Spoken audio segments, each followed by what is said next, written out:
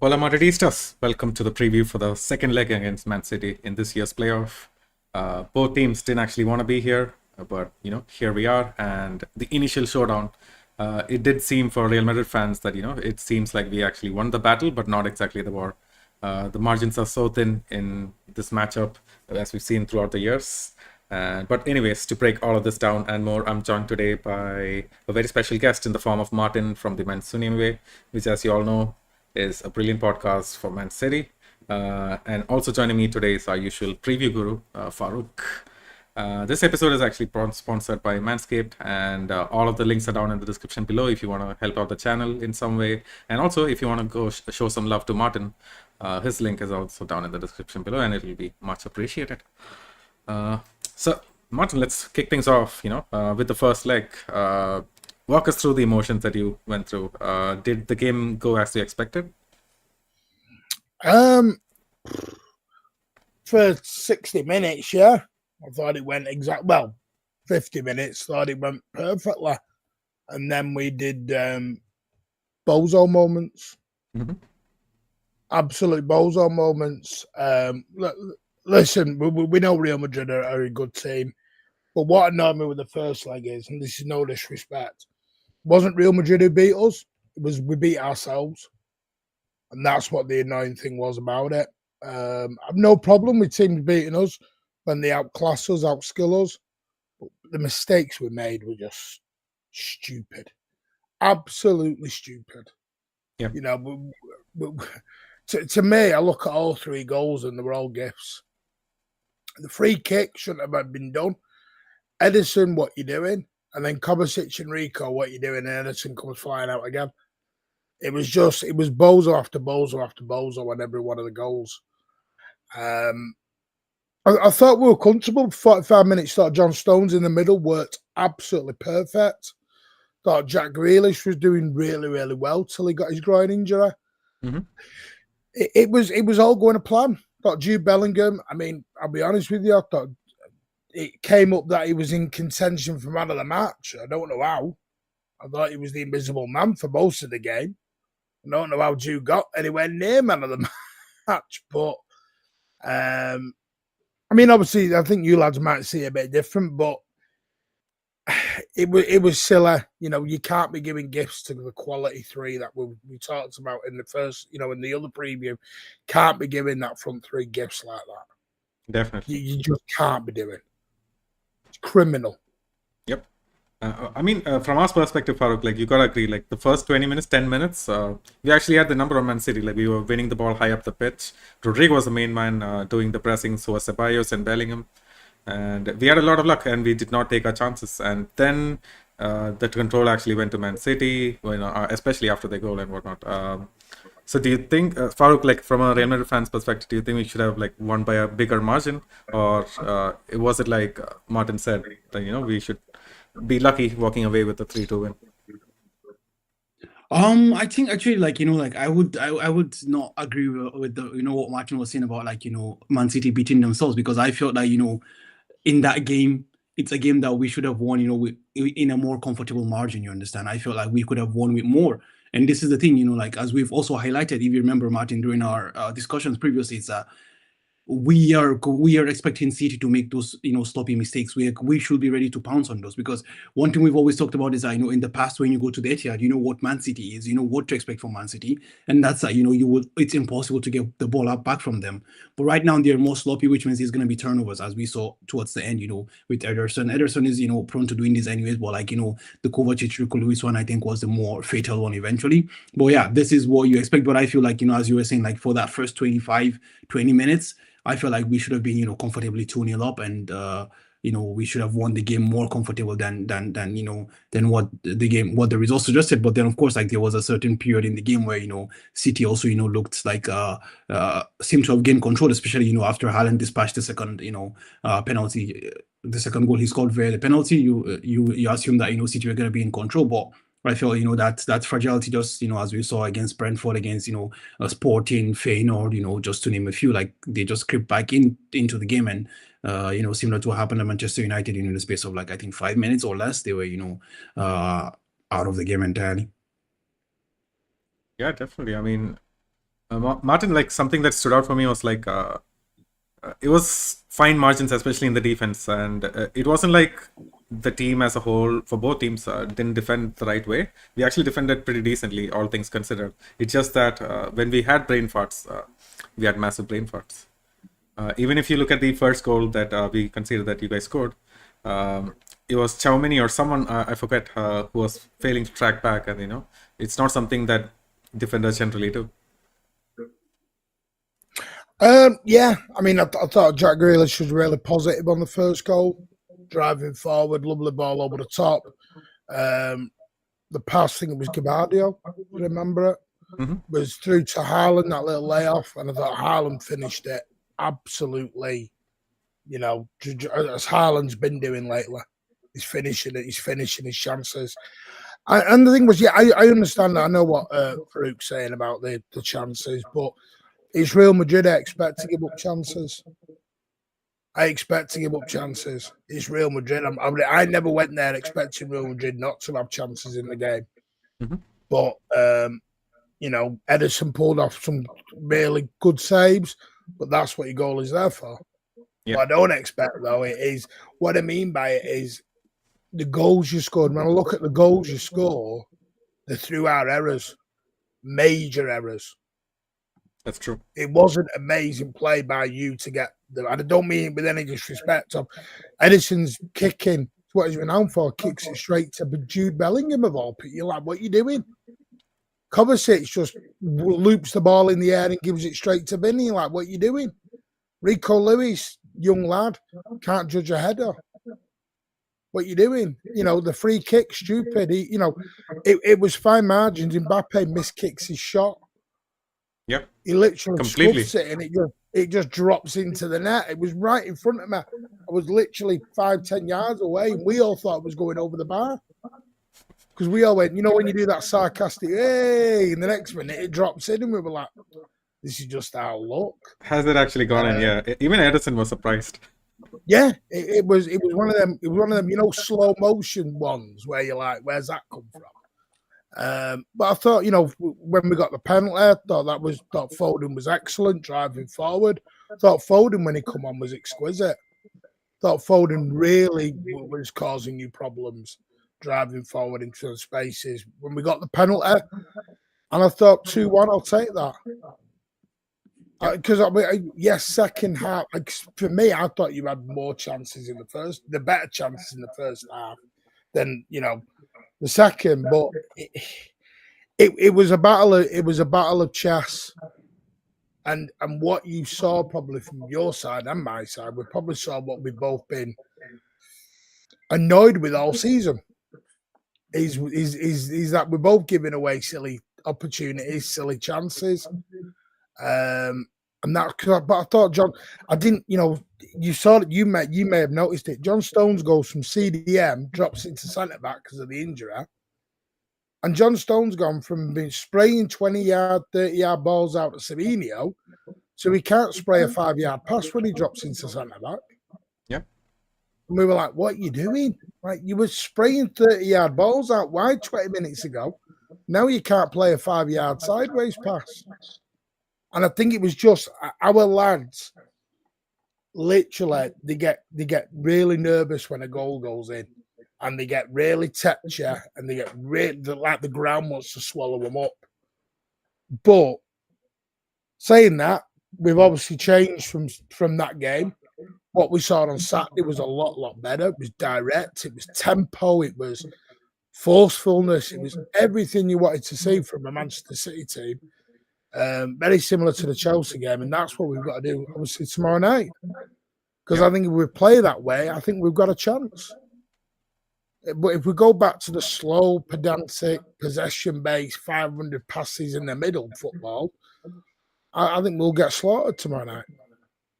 Yeah, maybe. We do have a super chat. I'm going to read it out right away.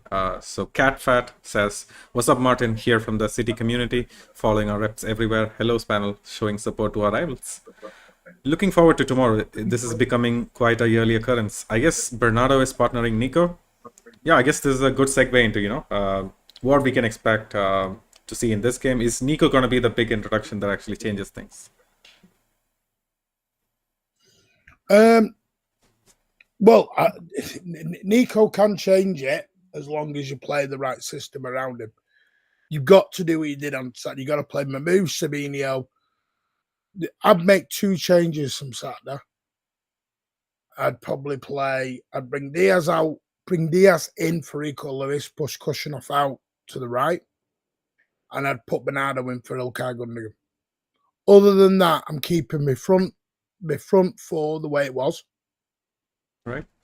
I think Foden should play, Sabinho should play, Mahmoud should play, Haaland should play. And basically I want Nico to do what he did on Saturday. Yeah, there you go. And then that will allow Bernardo. I don't want to, it sounds obvious, but I don't want to see KDB. KDB can come in for the last 20 minutes if we're a goal or 2 up and we need to slow it down and do that. Because I honestly think, I know you've got Alaba and Rudiger back, but they're not obviously going to be fully match fit coming back from injury. Mm-hmm. So let's test them. Give them a ball over the top. Let's test them against Haaland, Sabinho, and Mamouche. Yep. Let's test them. Let's make them open the legs up. Chase us. That's what I want to say. I don't know. I mean, forward passes instead of sideways passes. Forward, get it going forward. Yeah, especially the Bernabeu. I don't know if that will happen in the earlier sections, but when you guys will be looking for a goal, I feel like the game will definitely be a bit more faster paced than what we saw at the Etihad. But Farouk, I mean, this Man City team will get to Marmoush and whatnot. That's another X factor that we're going to face off in this second leg. But with regards to us, there's not really too many changes, right? It's just Rudiger being back in the lineup. Is that a surety for you? Yeah, definitely. I mean, there is no doubt about it. Once Rudiger is fit, Rudiger is back. And I think, Carlo more or less confirmed that, just earlier today as well. Rudiger is going to, start that game. David Alaba is still not yet back. So, Lucas Vazquez also is not yet back. He's going to be on the bench. So I think it's just going to be more of the same with just the introduction of Rudiger back into the starting lineup. I think most likely in place of Tchouaméni. And Tchouaméni most likely goes to the base of the midfield, or that it might be interesting. He was also, talking about like Raul Asensio playing as right back, pushing Fede back into the middle of the park. So those 2 things, could be something that, we might see. I mean, Raul playing as right back could be something to be experimented, but am I too comfortable with Raul, being experimented against this? I would say, rather than playing Tchouaméni as a center back, as a right back, playing Tchouaméni as a center back and Raul as right back, I'd rather partner Raul with Tony Rudiger, and leaving, Tchouaméni to get back into the middle of the pitch and Fede Valverde on the right. But the question now becomes is like, do you actually want Tchouaméni to play concern? Okay, like Dani Ceballos conceded a penalty against Haaland, but against Foden. But honestly, I felt like he was really superb in the game. He was, I feel like he was really, really, integral to what we were trying to do, and I think he's even going to be more integral to what we're going to try to do, against City at the Bernabeu. So I will really want to, see him continue that partnership that he had with Edu Camavinga in the first leg. I think that's something that I would look forward to seeing as well. So there is not that much changes, and I do think also from the City perspective, I would just pose this to Martin as well. Like, I personally do feel that a player like Nico Gonzalez, who's coming from I think from Porto, right, if I'm not mistaken, he's not used to this spotlight. He's not used to this limelight. So like throwing him into it wouldn't be like throwing him into the Sharks against Real Madrid, because now the point is this, as we saw with what happened with Mateo Kovacic, when you lose the ball, literally, the Tigers, or let's say the Lions, are pouncing at you at 100 kilometers an hour. And that's what we saw, what happened with Kovacic in the past to Rico Lewis. And all of a sudden, it's Vinicius, it's true. Jude Bellingham was also there. So I kind of feel like, wouldn't it be like, throwing Nico into, the Lions, then when you guys, go to the Bernabeu and all of a sudden, expect him, to be that guy who's going to be, the mini Rodri in the middle of the park? No, I'd play him, and because the thing is, he plays the ball forward. Kovacic plays the ball backwards. Kovacic didn't have to play that ball he played. That's why I'm annoyed with Kovacic. Doesn't have to play that ball. Launch it into the stand. You don't need to play it back into a dangerous area, Benny Jr. Don't need to do that, especially to Rico, who'd had a really dodgy second half anyway. Because there was no coincidence Real Madrid targeted Rico Lewis all second half the minute he came on. They targeted him and they were ignoring Gabardio. They were just going down Rico's side. and it's quite quite sensible to do that. You look at the weaker one, but Nico, no, he's out of La Masia. He's from Barcelona. He knows all about this. I've got no problem playing him tomorrow night. And he was a breath of fresh air on Saturday. And that was his Premier League debut. And he stood out and was absolutely fantastic. From one minute all the way through to when he went up, he was fabulous. Absolutely outstanding. He didn't put a foot wrong. And the reason I want to play that sort of same style is because I remember watching, was it Barcelona in October when you got beat 4-0 at home? Yeah. It was about pace. It was about quickness. It was balls quick. It was quick, direct balls over the top that killed you every time. Yeah. You look, Rafinha, Lewandowski, Yamal, they were just going through, and that's what I want to see tomorrow. I think if we get into a passing match with you tomorrow, we're playing into your hands. I agree. I think we're playing into your hands. I do think, the point is this, you have to understand something. Like, the game we saw at the Etihad is different to what we play in the league. When we come to the Champions League, there is a sense of collectiveness with this team. That was the game at the Etihad was the first time I saw the front four defend as a unit.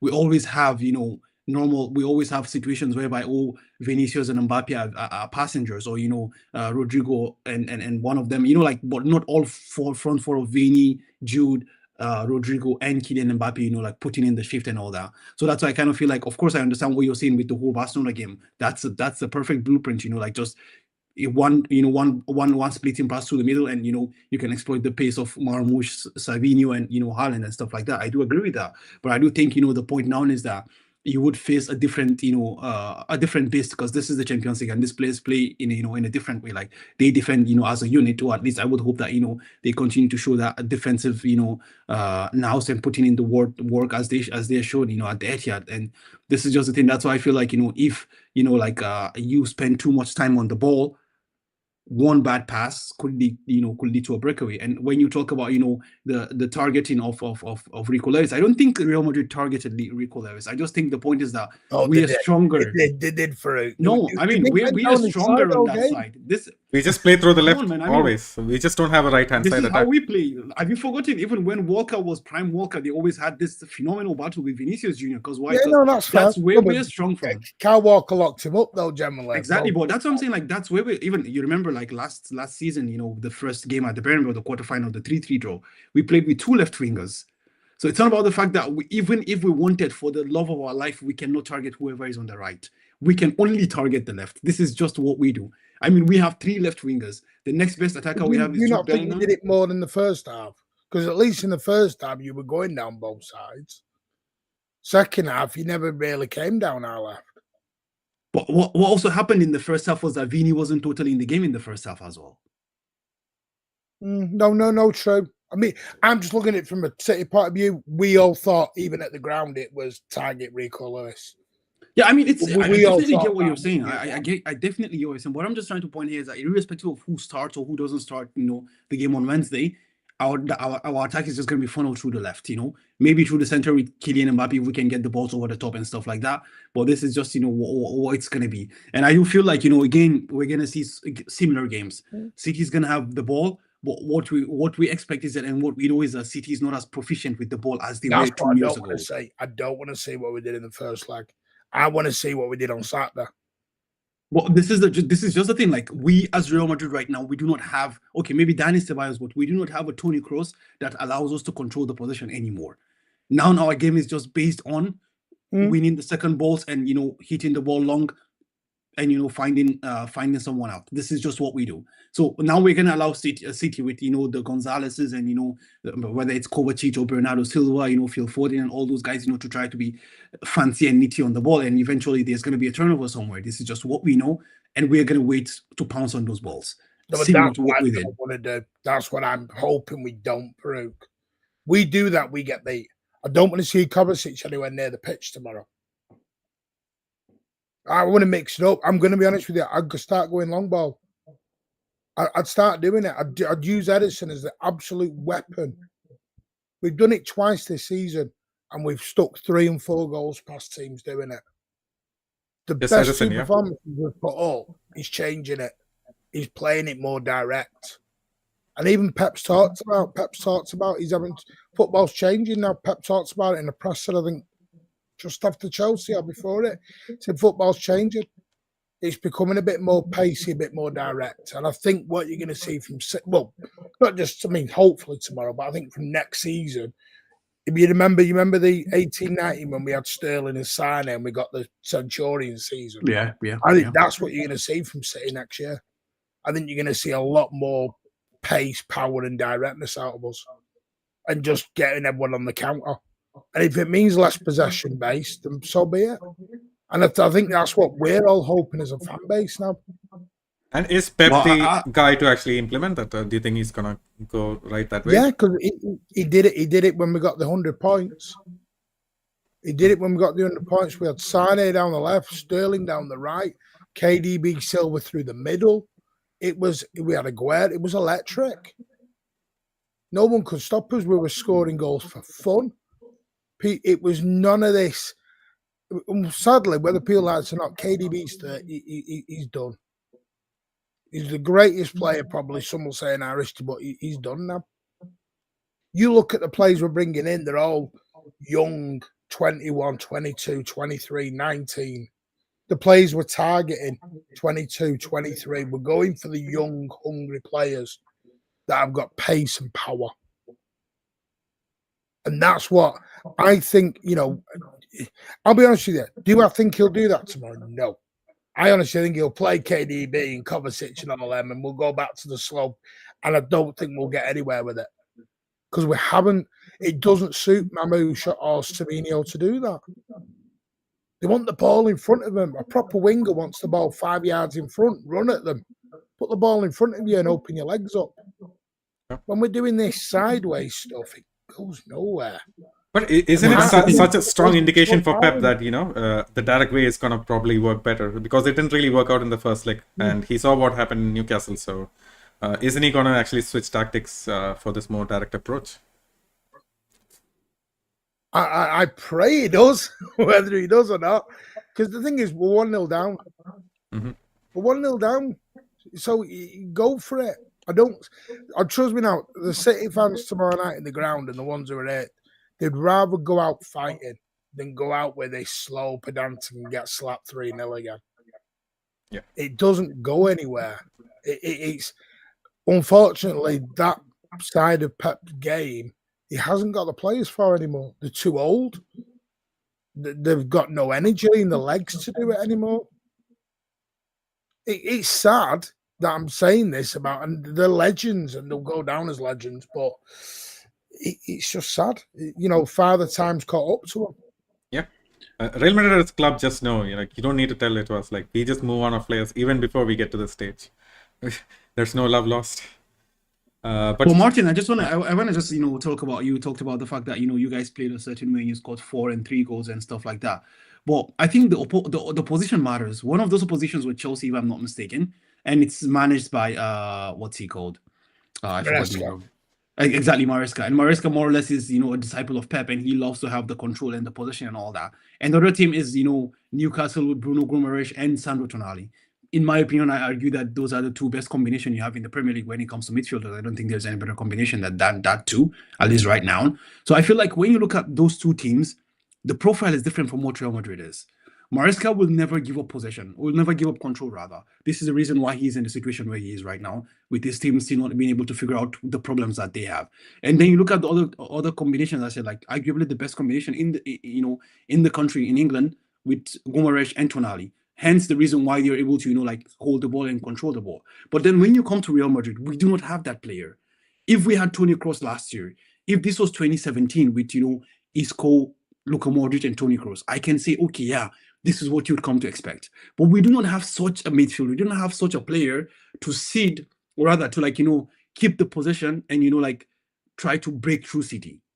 This is just something that's not going to happen. But naturally, our midfield's the weakest it's been in 5 years. Yeah, our midfield's the worst. What you have to note, Martin, is right. It's not about the weakness or the strength of the midfield. It's about the profile of the players that you have. all the midfielders that you have, more or less, are ball. Like these are people that have the ability to control the tempo, have the ability, to look up and pick a pass. But right now, when you look at, that's what I mean. For they're not doing that this season. I know, of course, because I know you're saying they do, but they don't anymore. I get you, but the point is, this is what KDB does. But as you said, like Father Time has caught up with him. This is what Luka Modric does. But Father Time has caught up with Luka Modric as well. Mateo Kovacic, for some reason, also he is falling off of the cliff. Rodri is out injured. You understand? So I'm just saying, like, but when you look at it, like, the best ability of Kamavinga is not playing the pass. The best ability of Jude Bellingham is not playing the pass. The best ability of Fede Valverde is not playing the pass. It never was. You get what I'm trying to say? So what I'm saying is that even at the pump of the midfielders I just cited right now, they're gonna keep the ball, recycling possession and beating the opponents to come onto them. That's not just what these guys do, and they're not gonna do that. They're gonna keep the ball to City with the knowledge that this is what City used to do in the past. However, right now, their body just cannot execute what the mind is thinking right now. Hence, the last 2 goals we saw at the Etihad, similar pattern is what Real Madrid is gonna target. And I think whether Pep likes it or not, he has to have control. He has to have control of the ball, whether he likes it or not. Then I promise you, for it, we'll get beat tomorrow. We'll get beat tomorrow doing that. And I'm not even trying to honestly, we'll get beat. Kovacic is honestly, they're not it anymore. The only reason Gundo was allowed to look like that's the first time all season Ilkay Gundogan's looked like Ilkay Gundogan. All season. Do you think he has a few consecutive games left in him to actually do that?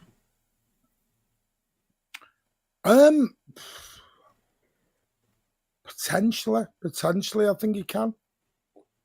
My thing is, are you presuming for it to play? Are you expecting us to play KDB and Bernardo and that tomorrow? No. I'm not expecting to see KDB, but Bernardo Silva definitely. Mateo Kovacic most likely, but KDB I don't think so. I don't think Kevin De Bruyne starts. So I don't know how it's gonna go. It would be our outlet, Foden. Are you thinking?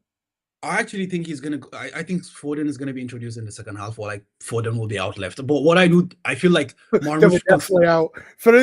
You're scaring me with you. We're definitely out. I mean, the point is, the point is this, right? Like you need those pacey wingers, as you rightly said. Savinho, Marmoush, they need to be there. You understand? So do you play? What's he called? Do you play now?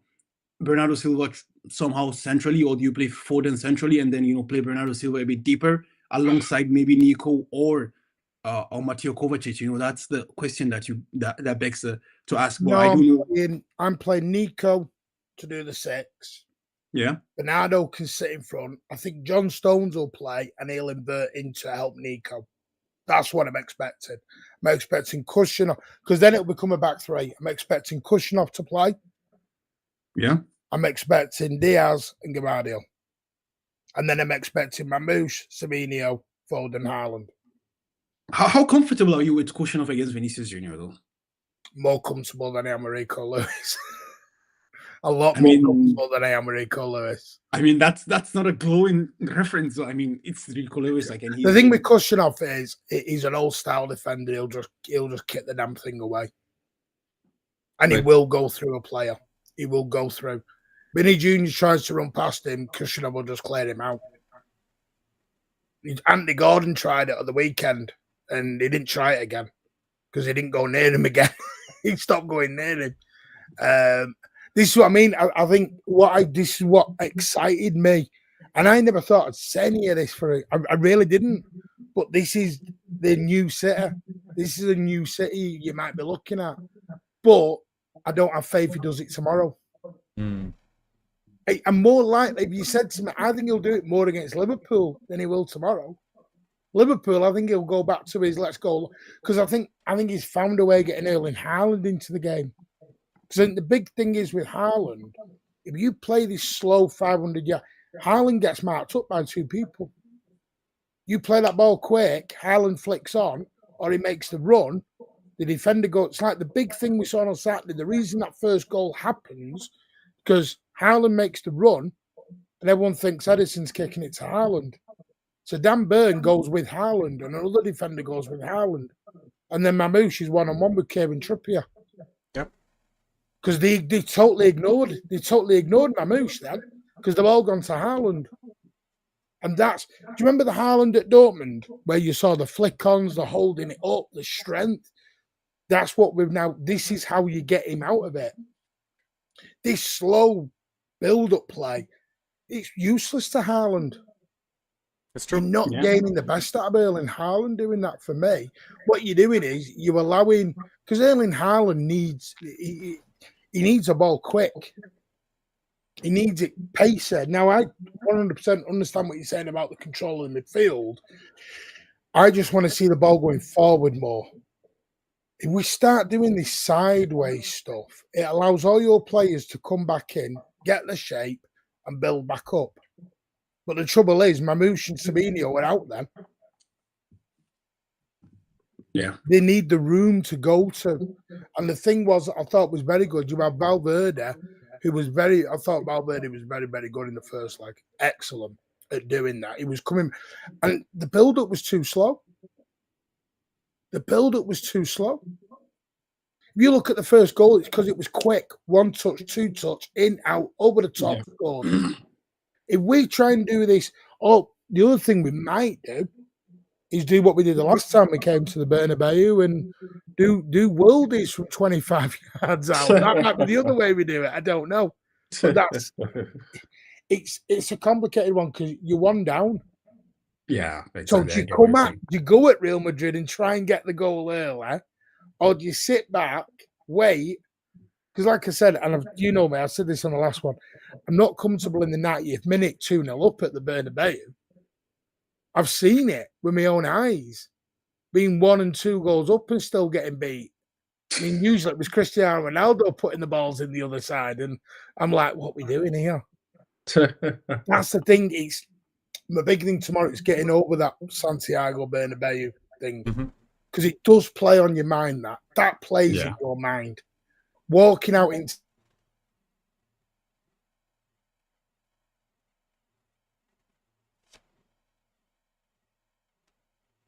relax. You can't even be 2-0 up because you know you've got that front three is phenomenal when it gets going.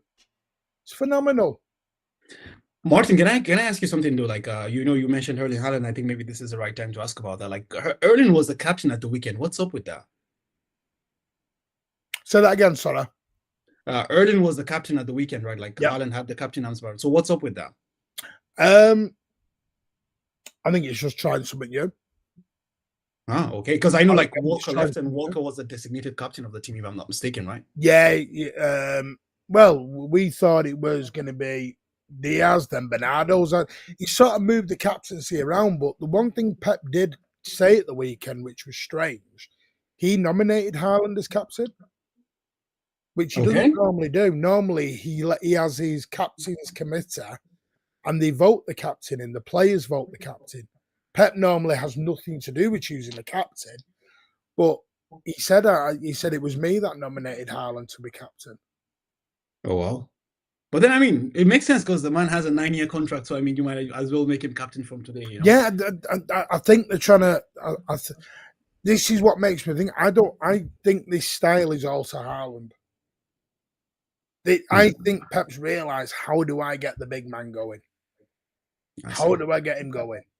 And this is how you get him going, because and it's about, like I said, it's not allowing people, because you know this with Mbappe, people double team, triple team. So what you've got to do is stop them allowing them to double team and triple team up. And you do that by and if you've got Edison, if you've got that in your armory where a goalie can just ping a 50-yard pass over the top, which is like a quarterback.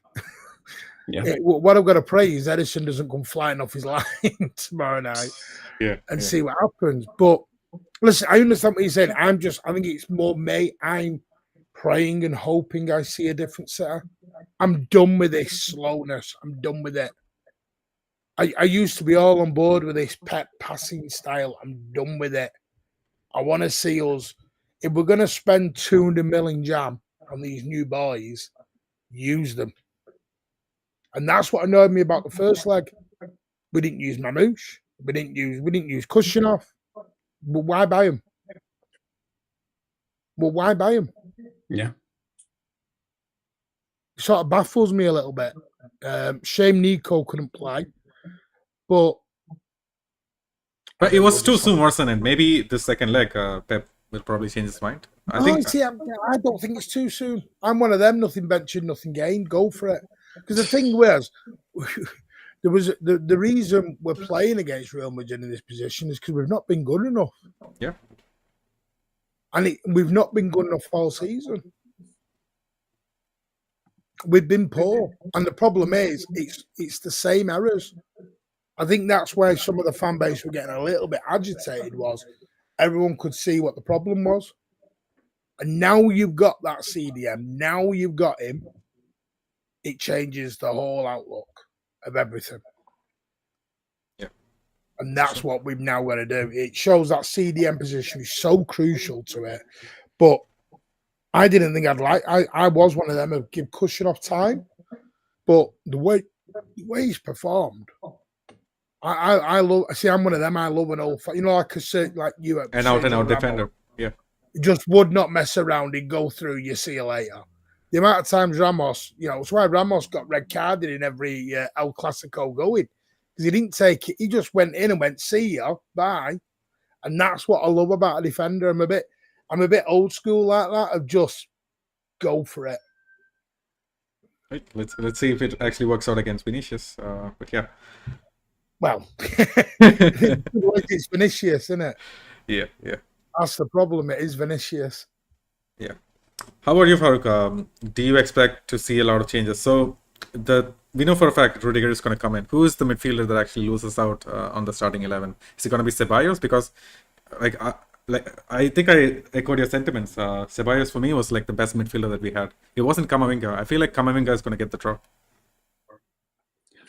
Yeah, I honestly, Jacob, I don't want any of them to drop. I just feel like Tchouaméni should just go out and out. Just it. That's not happening. It's Carlo. I think it's going to be Tchouaméni and Rudiger partnering up as centre backs. It's going to be Valverde at right back. And we're going to keep the same midfield that we... Nah, man, I think Raul Asensio has broken that, man. I think Asensio has broken in then. I mean, I find myself very strange saying this, but like I feel Raul Asensio has made that breakthrough, bro. I think Raul Asensio starts. I do feel Tchouaméni starts as a midfielder in place of Camavinga or Dani Ceballos, but I just feel like, that centre-back partnership is going to be Raul Asensio and Antonio Rudiger. I'm interested to know, Martin, did you see it that way? Did you see Ceballos as being crucial for us in the first leg? Or was the midfield just non-existent? I thought Ceballos was far better than... I used to be a massive Jude fan. I was like the proper Jude fanboy. And then, I don't know, I've sort of gone off him a bit. Maybe it's the hype, I don't know. I think he's been overhyped, I don't know. Maybe it's an English thing with the English media love to hype the young English lads. It's the way they do it. Did it with Foden, did it with Saka, doing it with Bellingham. No, listen, I thought Ceballos was very, very good. I know you said about Camavinga. Farooq, who you dropping then? Who's on the bench for you? For me, Tchouaméni. Like Raul Asensio partners Rudiger, and like the base of the midfield is Camavinga and Dani Ceballos, same as we had at the. Is Alaba not fit then? I thought Alaba is not fit now. No. Is he not? Even if Alaba was fit, he wasn't going to play this game because Alaba has been out for more than 14 months, I guess, or something like that. So I mean, you can just bring him back and throw him into the game against City, man. Nah, definitely not.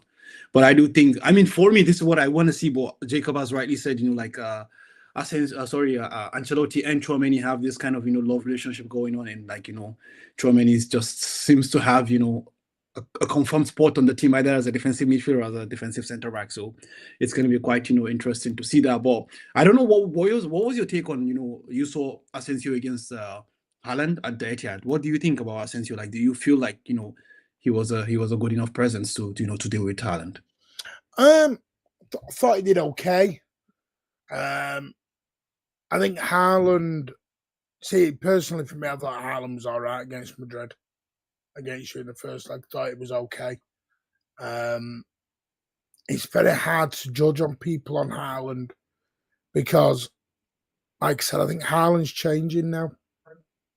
I think he's changing a lot. One thing I will say about Haaland, his attitude's changing a lot. What do you mean? And then that sounds very. He's becoming. He seems to be. I don't know why, but I got to look back at Haaland 4 months ago, and I don't think he was enjoying football as much. Not sure if it's the new 800 grand a week contract that sort of G'd him up. It may be that, I don't know. 9.5 year deal might have just thought, here we go. I'm all happy again.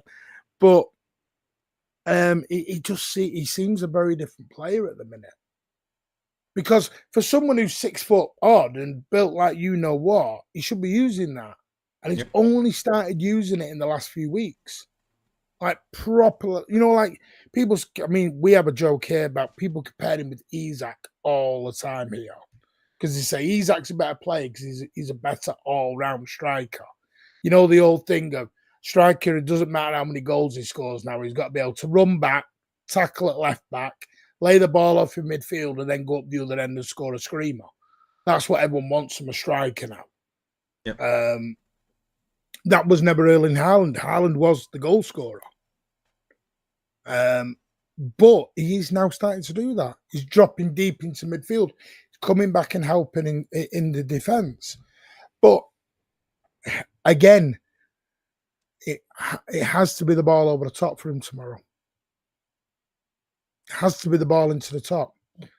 And you know what? Actually, this is where I feel, like our players are gonna, try, because we know that Rudiger loves this aerial duels. That Rudiger, like as we've seen in the past against Erling Haaland, he loves, like a Marshall, like I don't know, handling, Erling Haaland if needs be, stuff like that. So I do feel like this is something that could be, of course, concentration matters as well, and also like for Raul Asensio, he's still a young player who's still learning the trade. So some errors might happen here and there, but I do feel like like if that's the way to target Erling Haaland over the top, I think Rudiger might be able to feast on that. But of course, as well, Rudiger is coming out of a 5-game absence as well, so also depends on how. That's what I'm thinking. Open the legs up and let's see how he is. Exactly. I think if you're gonna get into a ground duel with Rudiger with the ball up to him, I think it's stupid, because Rudiger's got the strength and all. Let's open the legs up, because Rudiger might have Savinho, Mamouche, and Haaland and Foden running at him. Yep. Let's test it. Let's see how fit he is. I think if we get into a scrap with Rudiger, there's only one winner, and it's going to be Rudiger. I wouldn't get into a scrap with him. I'd avoid that completely. Ask Kevin De Bruyne that. Kevin De Bruyne don't want anything to do with Rudiger tomorrow night. Yeah, that's very true. That's very true. I remember that final very well. Yeah, in the final. Yeah, the last time he played. Yeah. He's not doing that again. I remember that. But Jacob, like Martin Rose, rightly, like mentioning the front four that has a lot of pace in it. With Foden, Marmoush, and Savinho, and then the big man Haaland up top. Like, what do you see? Like, maybe it's a good time to get into our lineups, bit by bit as well. So what do you see our defensive lineup looking at? I know we've talked, a bit of back and forth about it, but how do you see, we line up defensively? Of course, we know the big man is in post, Thibaut Courtois. There is no doubt about that. Yep. For me, it's going to be Valverde, Tchouaméni, Rudiger, and Mendy. Mendy's got to start. It doesn't matter if he's in form or if Fran Garcia is in better form. Mendy's going to start against Man City. I feel like Asensio loses out because Ancelotti operates in this way.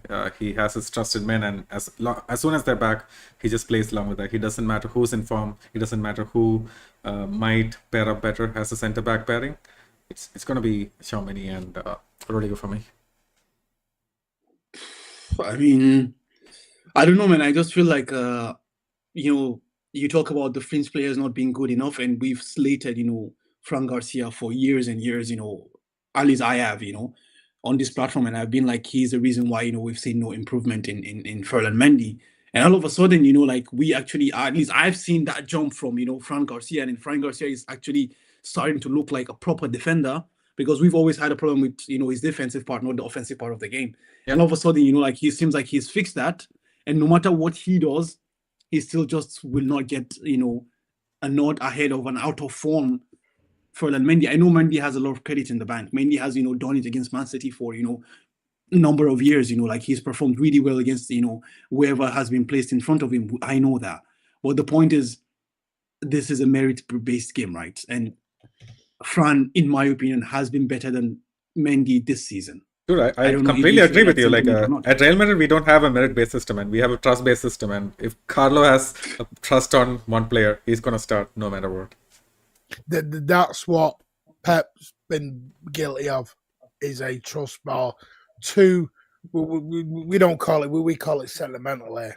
It's a Pep's sentimentality, because we were quite surprised Bernardo got dropped at the weekend. Bernardo generally starts every single game. He's known as Pep's stepson. He can drop a stinker 0 out of 10 and Pep's still playing him, never taking him off.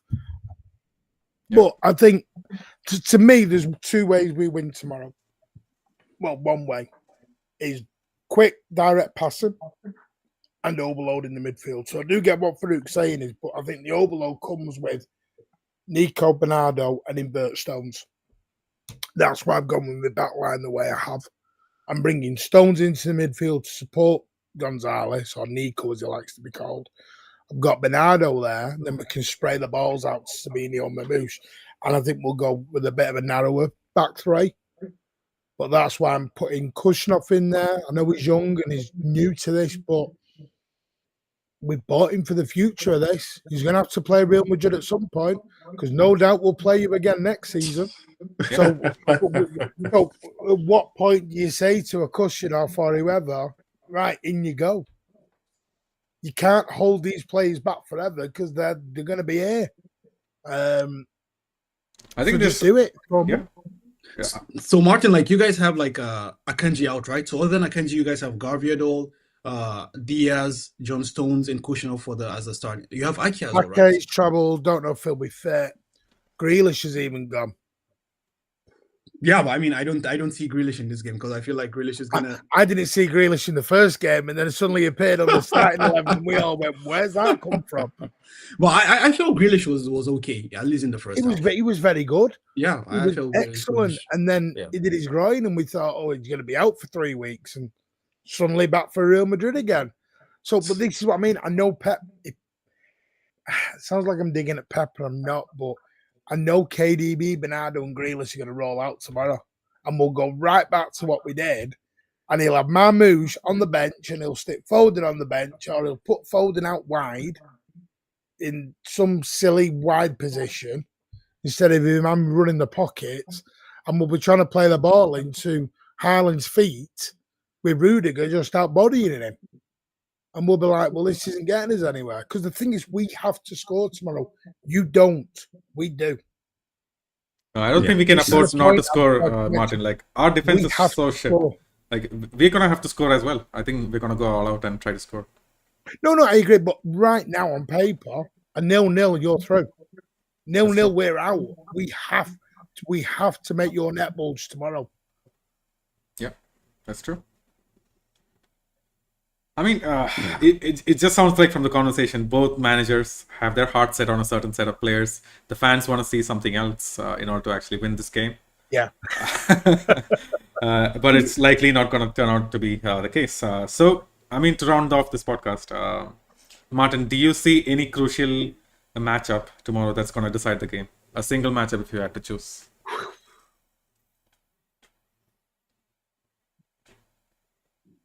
I'm intrigued with the Rudiger Haaland stuff.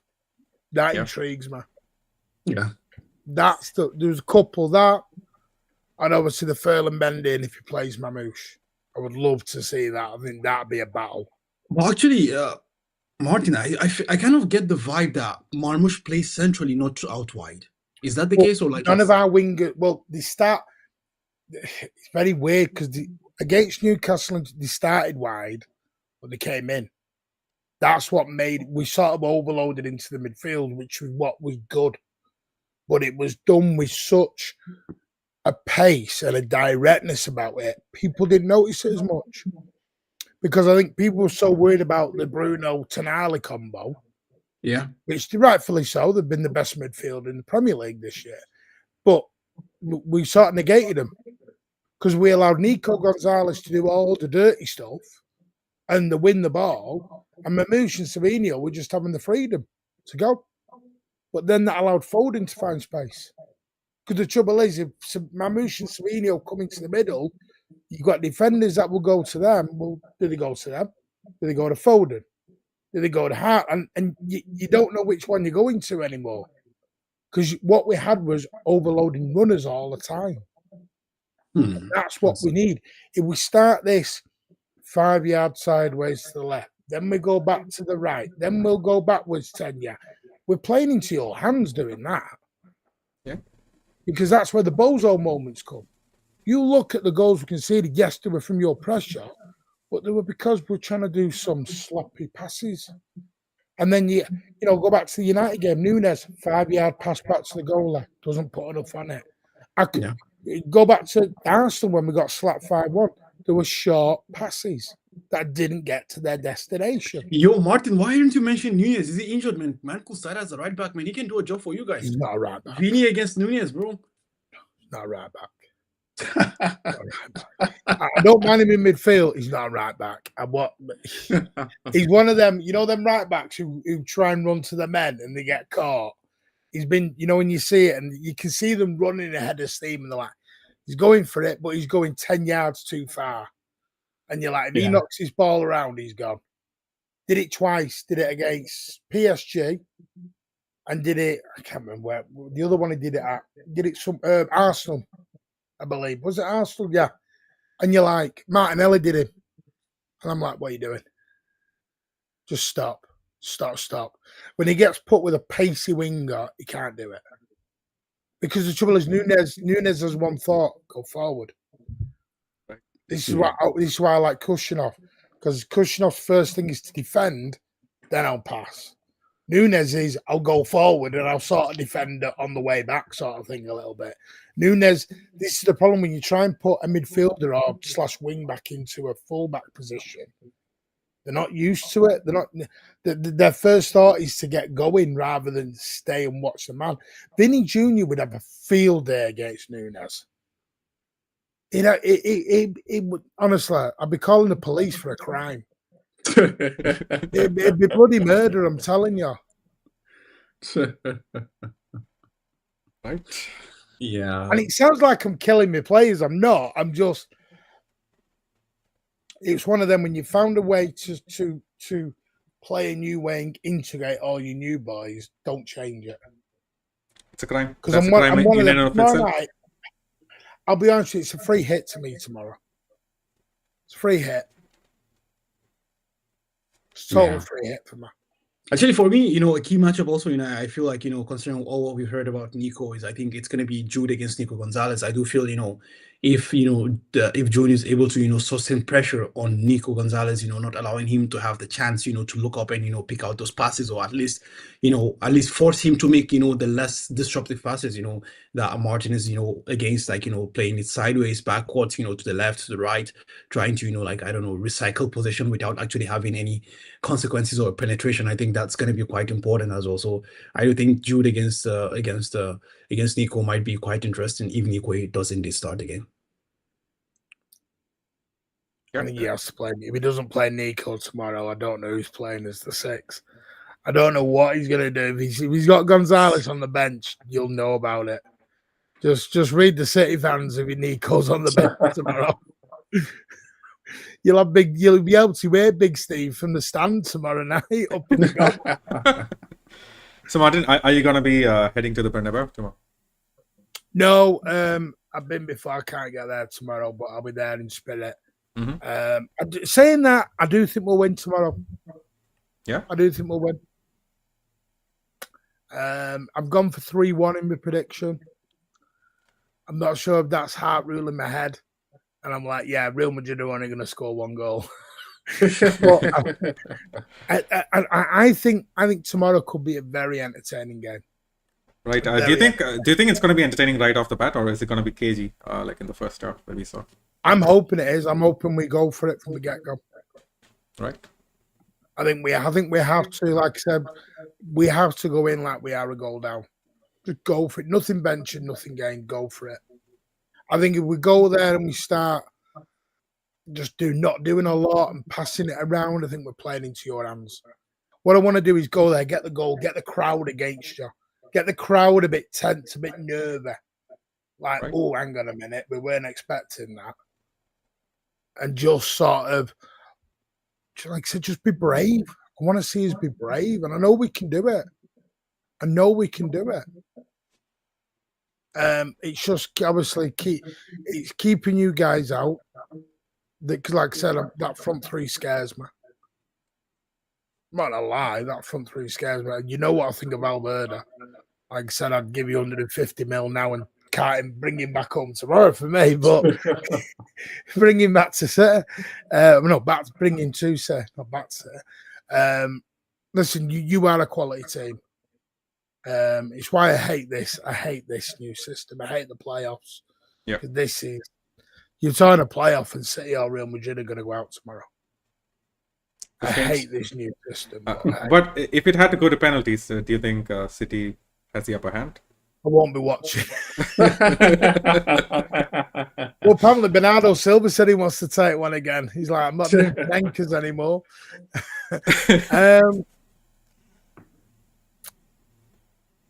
Yeah, just why not? Have a go. I'd still play KDB with 20 minutes to go because I think KDB off the bench is a lethal. 20, 30 minutes KDB, I think, could be lethal because that will make you wonder then. Yeah. Right. For saying that, we might be 4 down after 20 minutes of game one. We're all going home, so I don't think that'll be the case. Yeah, let's see. I feel like it's going to be a tight game. How about you, Farid? What's your prediction going to be? I do feel like it's going to be a result that I agree it's going to be a tight game, but I think the result is not going to be tight. I'm going for a 3-1, similar to what Martin was saying, but I think it's going to be a 3-1 Real Madrid victory. I think it's gonna be quite a tight game. I think it's gonna be like a very tense 1-1 kind of game, and then all of a sudden, like there is a 2-1, and then like in the dying embers of the game, City are looking for something, and then like Real Madrid gets another. Well, the result's not gonna tell the story of the game. I do agree it's gonna be a very tight game, but I do see Real Madrid prevailing 3-1. Yeah, that's a fair shout. For me, it's going to be a draw tomorrow. I feel like the crowd is going to be really nervous towards the end of the game. City look for the final goal, but then I feel like we're just going to dig in, bring in an extra defender somehow. Even bring in Fran Garcia for Mbappe, and I feel like that's going to be our strategy. A scoring draw, you're saying, right? Yeah, a scoring draw, 2-2 is what I see. Let's see. See, that would upset me more. That would really get me. That I'm like going out by 1 goal, because then I'm looking at the mistakes at the Etihad and going, why? I think, do you know what? I'd rather get tonked and have a go than draw. Yeah, it's just a tease, isn't it? Because I know what the analysis will be afterwards. It'll all go back to the Etihad, right? And what we did in the first game. Yeah, true, very true indeed. But we'll see. May the best team win. Yeah, exactly. That's the thing, as I also like Steve was saying earlier, on during an interview with our guy in Madrid as well, like we want a clean game, let the best team win without the referee being the star of the game. We don't want to talk about the referee, just go into the game, play a clean game, whoever wins, whoever loses.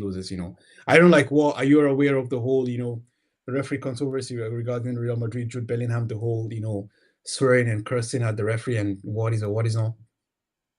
Yeah, it's silly. I know. I mean, I had a bit of a go at the ref in the first leg, but it was more sour grapes when Mbappe, etc., dancing on our pitch in the tracksuits, and I'm like, ref, book him. Why are you not booking him? Never mind. But no, yeah, it's silly. I think Pep said that in his press conference tonight. What does it matter? But what's done. Exactly. Too much of this retrospective action going on and everyone calling for it now. Now what's the point? Yeah, the point is like